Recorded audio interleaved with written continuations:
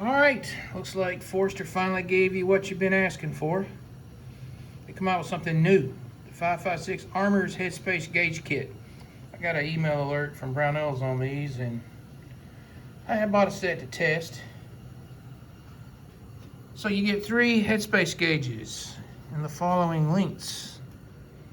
1.4646 go, 1.4686 no go, and 1.4736 max or field. Alright, let's set the camera down. The interesting thing about these is that no bolt disassembly is required. They will work with both the ejector plunger and the extractor installed.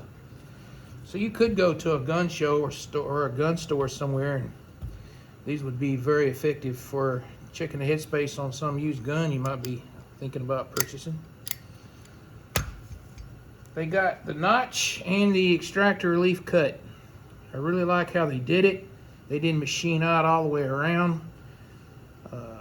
Dave Manson at Manson Reamers, he says, our gauges will locate against the bolt face more consistently than will gauges with 1/3 or full head cutout.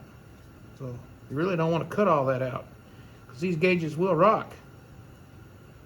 Okay, so the only thing is you got to do is you got to sort of aim it.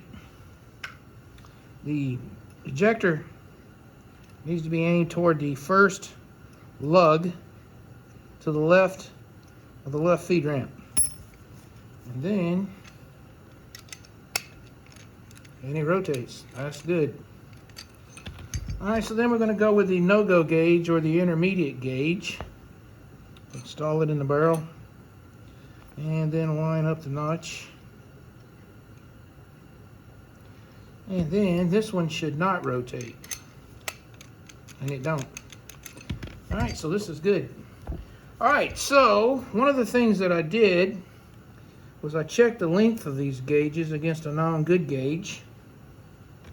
There really is no practical way of measuring these gauges from the datum line to the back of the gauge, but you can compare them.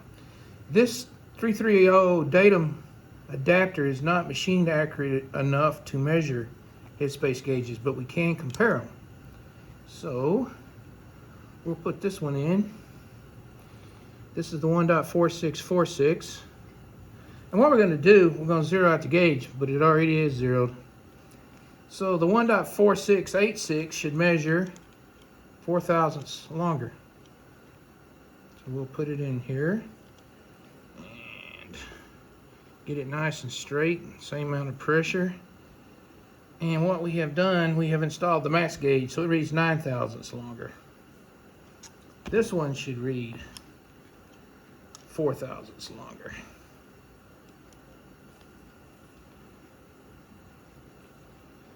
And it does. 4,000.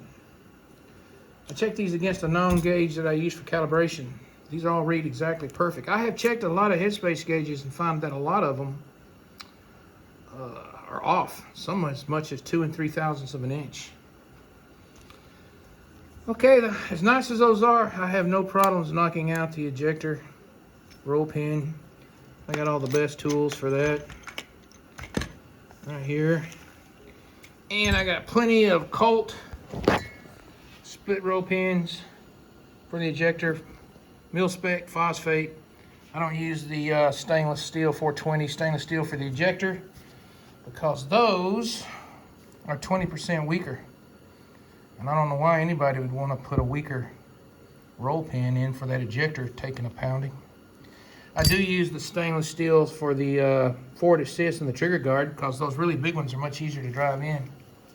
But this small split pin, they drive in and out just as easy as the 420 stainless steel, and you still get the stronger pin. I don't actually drive them out. If you've seen some of my other videos, I just push it in and out with my drill press. That being said, I still prefer these PT&G 11-piece set. All right.